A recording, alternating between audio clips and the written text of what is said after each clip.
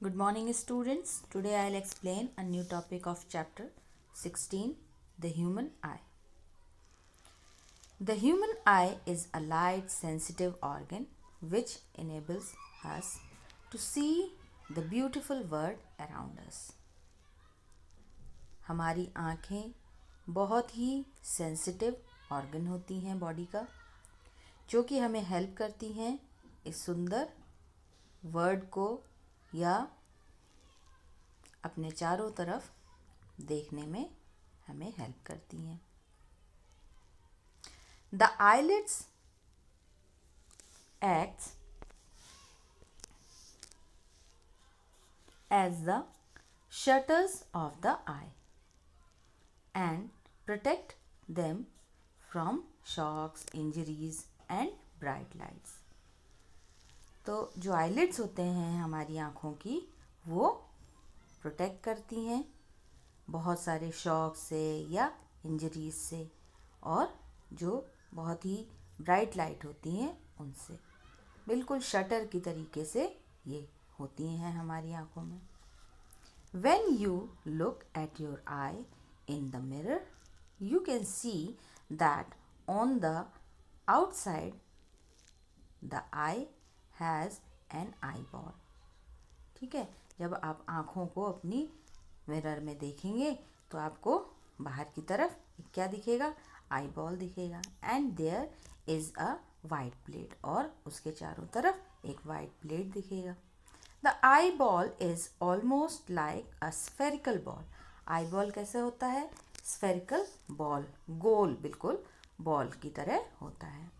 और it has a diameter of about 2.5 centimetres. तो इसका जो डायमीटर होता है वो लगभग 2.5 सेंटीमीटर होता है. The outer part of the eye is composed of 3 layers of tissues. जो बाहरी पार्ट होता है आई का, वो 3 लेयर्स के टिश्यूज से बनता है. ठीक है, 3 लेयर्स ऑफ टिश्यूज, जिनका क्या नाम होता है?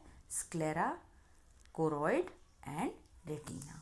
तो स्क्लेरा तो आपको यहाँ पे दिख रहा है, कोरोइड और रेटिना अभी जब हम लोग डिटेल में पढ़ेंगे तो आप फिगर में देख पाएंगे. The structure of each part of the eye are as follows. अब हम लोग जो स्ट्रक्चर होता है आई का डिफरेंट पार्ट्स का, वो हम लोग अब देखेंगे. Sclera, it is the outer most covering of the eye. ये आई की आउटर मोस्ट कवरिंग होती है. Choroid, the dark grey pigmented layer attach to the sclera on its inner side is called the choroid. जो dark grey pigmented layer होती है जो कि sclera से अंदर की तरफ जुड़ी होती है, उसे क्या बोलते हैं? कोरोइड बोलते हैं. Cornea, the sclera layer continues in the front of the eye as cornea. तो कॉर्निया के फॉर्म में स्क्लेरा लेयर जो होती है वो आई के फ्रंट में कंटिन्यू होती है, उसे क्या बोलते हैं? कॉर्निया बोलते हैं. या कॉर्निया के फॉर्म में जो स्क्लेरा लेयर होती है वो आई के सामने फ्रंट में कंटिन्यू होती है, मतलब वही आगे आती है. Next one is retina. It is the innermost delicate membrane having a large number of cells called rods and cones. तो ये अंदर की एक डेलिकेट मेम्ब्रेन होती है जिसमें बहुत संख्या में सेल्स होती हैं, जिन्हें रॉड्स और कोन्स कहते हैं. Next one is iris and pupil. Behind the cornea is the iris. Cornea के पीछे क्या होता है? इरिस होता है. The iris has a central circular aperture called the pupil.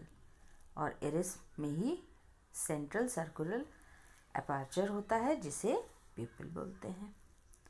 Next one is crystalline lens. It is a transparent crystalline double convex lens situated just behind the iris. तो ये transparent crystalline और double convex lens होता है जो कि iris के पीछे होता है. Suspensory ligament. Along with ciliary muscle, suspensory ligaments are also attached to the lens. Ciliary muscles की तरीके से सस्पेंसरी लिगामेंट्स भी लेंस से जुड़े होते हैं. Next one is ciliary muscles. These are the muscles which hold eye lens in the proper place. ये वो मसल्स होते हैं जो कि आई लेंस को प्रॉपर प्लेस पे होल्ड करते हैं. The focal length of the eye lens can be change with the help of ciliary muscles according to the distance of the object in front of the eye. तो जो eye lens होता है उसका focal length change होता रहता है, change हो सकता है सिलियरी मसल्स के हेल्प से. ये जो ऑब्जेक्ट होता है आई के सामने उसके डिस्टेंस के अकॉर्डिंग चेंज होता है. When the ciliary muscles contract, the lens becomes thick and its focal length decreases. जब ciliary muscles कॉन्ट्रैक्ट होती हैं, सिकुड़ती हैं, तो क्या होता है, लेंस थिक हो जाता है और इसकी फोकल लेंथ डिक्रीज हो जाती है. ठीक है, कम हो जाती है.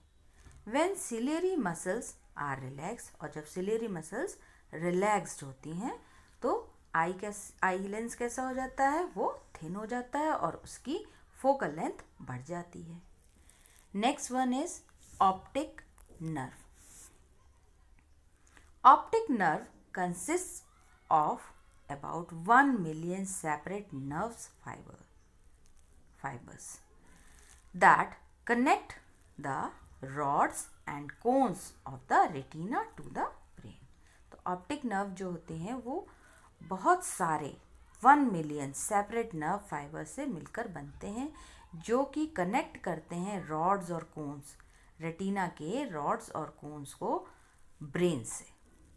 ठीक है, और इनका फंक्शन होता है to carry optical messages in the form of electric signals to the brain. Right, now the next one is aqueous humor.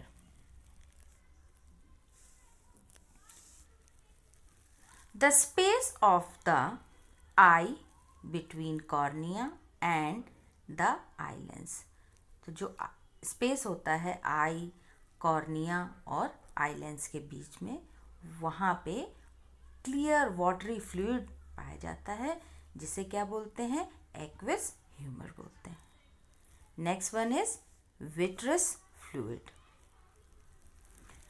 The space between retina and eye lens is filled with fluid called vitreous fluid.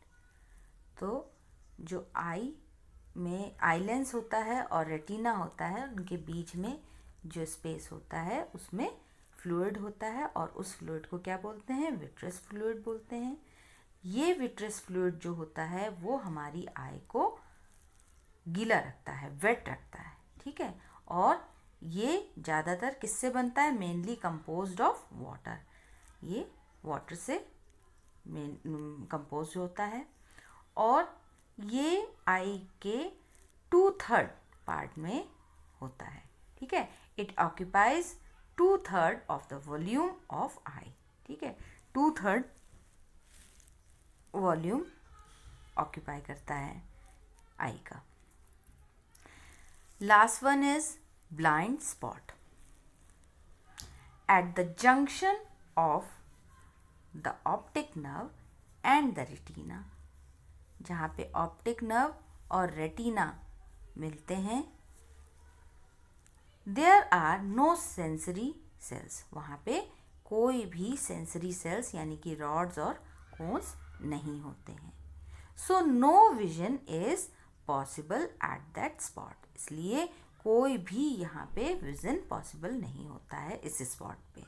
This is called the blind spot of the eye, और इसे क्या बोलते हैं?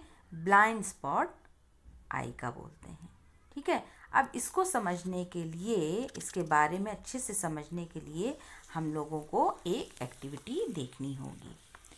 ठीक है, existence can be demonstrated by the following activity. तो ये है एक्टिविटी 5 जो कि पेज नंबर 172 पे दी हुई है।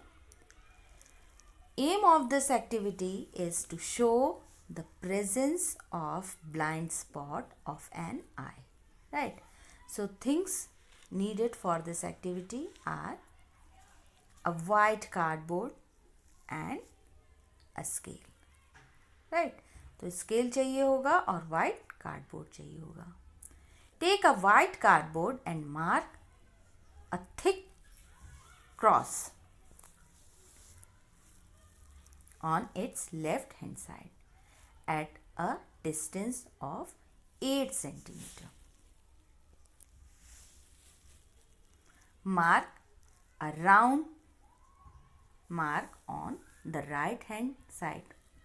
ठीक है, एक हम लोग वाइट कार्डबोर्ड लेंगे जिससे स्केल से हम लोग नाप लेंगे। एक तरफ हम लोग यानी कि लेफ्ट हैंड साइड पे एक थिक क्रॉस मार्क करेंगे और राइट हैंड साइड पे एक डॉट मार्क करेंगे। इन दोनों के बीच की दूरी कितनी रखेंगे? 8 सेंटीमीटर रखेंगे। अब इस कार्डबोर्ड को हम लोग कम से कम एक हाथ की दूरी पे रखेंगे और फिर हम लोग क्या करेंगे? अपनी लेफ्ट आई क्लोज कर लेंगे। ठीक है, अपने हाथ से। ठीक है, और कंटिन्यूसली क्रॉस को देखेंगे। Hold the cardboard at arm's length from your eyes. Close your left eye and look continuously on the cross. ठीक है, लेफ्ट आई को क्लोज कर लेंगे और राइट आई से हम लोग कंटिन्यूसली क्रॉस को ही देखेंगे। You see that both cross and round marks are visible. तो जब आप एक हाथ की दूरी पे कार्डबोर्ड को रखेंगे और अपनी लेफ्ट आई क्लोज रखेंगे और दूसरी आंख से कंटिन्यूसली क्रॉस को देखेंगे तो आपको क्रॉस और राउंड दोनों ही दिखेंगे। मगर धीरे धीरे कार्डबोर्ड को जब अब आप अपनी तरफ लाने लगेंगे तो क्या होगा?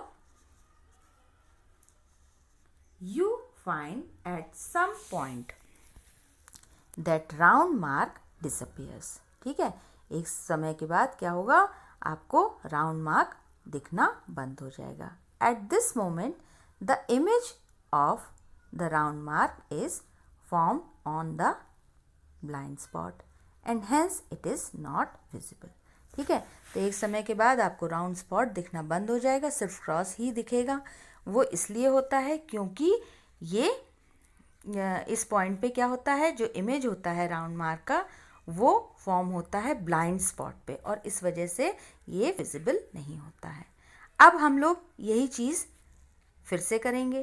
Again hold the cardboard at an arm's length from your eyes. Now close your right eye and look continuously on the round mark. You see that both cross and round marks are visible. Move the cardboard slowly towards you, keeping the eye on the round mark. You find at some point the cross mark disappears. At this moment, image of the cross is formed on the blind spot on the retina, which cannot send messages to the brain when light falls on it.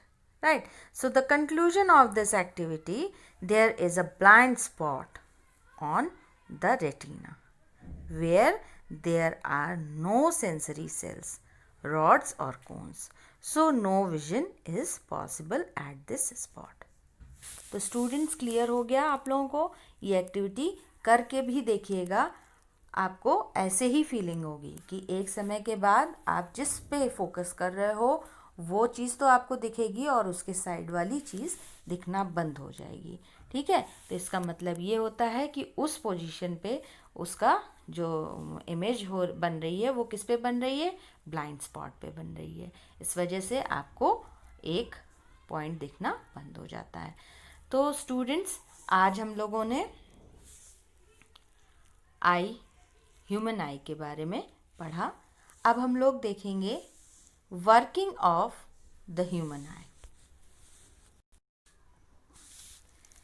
Let us understand the working of human eye by the following flow chart. The light coming from an object enters the eye through the cornea and the pupil. तो जो light आ रही है object से enter हो रही है हमारी आई में, किसके थ्रू? कॉर्निया और प्यूपिल के through. The lens focuses the light rays to form a real inverted and highly diminished image on the retina. ठीक है, तो लेंस फोकस कर रहा है लाइट रेज पे और क्या फॉर्म कर रहा है? रियल और इन्वर्टेड। रियल इमेज, इन्वर्टेड यानी उल्टी, और हाईली डिमिनिश्ड यानी कि बहुत ही छोटी इमेज। किस पे? रेटिना पे। The sensory cells, rods and cones of the retina get activated. अब क्या होता है? सेंसरी सेल्स जो कि रॉड्स और कोन्स हैं ऑफ द रेटिना एक्टिवेट हो जाते हैं और जनरेट करते हैं इलेक्ट्रिक सिग्नल्स को। Optic nerves send electric signal to the brain. ठीक है, तो ऑप्टिक नर्व्स क्या करते हैं? इलेक्ट्रिक सिग्नल्स को भेजते हैं ब्रेन में। The brain interprets these signals and make the erect image of the object. और ब्रेन जो होता है वो क्या करता है? इंटरप्रेटेट करता है इन सिग्नल्स को और इरेक्ट इमेज फॉर्म करता है ऑब्जेक्ट का। ठीक है, तो इरेक्ट इमेज यानी कि सीधी इमेज। ये आप देख रहे हैं, डायग्राम में भी आपको दिख रहा है वर्किंग ऑफ एन आई। इसमें आप ये देखिए, ये ऑब्जेक्ट है, ठीक है, और यहाँ से ये आई है और ये रेटिना दिख रहा है, ये ऑप्टिक नर्व है और ये हमारा ब्रेन है। The brain interprets the message as erect image of the object। तो देखा आप लोगों ने किस तरीके से ये हम लोगों ने फ्लो चार्ट के थ्रू अच्छे से इसको समझा कि ह्यूमन आई की क्या वर्किंग होती है, किस तरीके से ह्यूमन आई वर्क करती है। तो स्टूडेंट्स, आज हम लोगों ने ह्यूमन आई के बारे में पढ़ा और वर्किंग भी उसकी समझी। तो स्टूडेंट्स, आज के टॉपिक में अगर आपको कोई भी डाउट हो तो आप मुझसे पूछ सकते हैं। Thank you.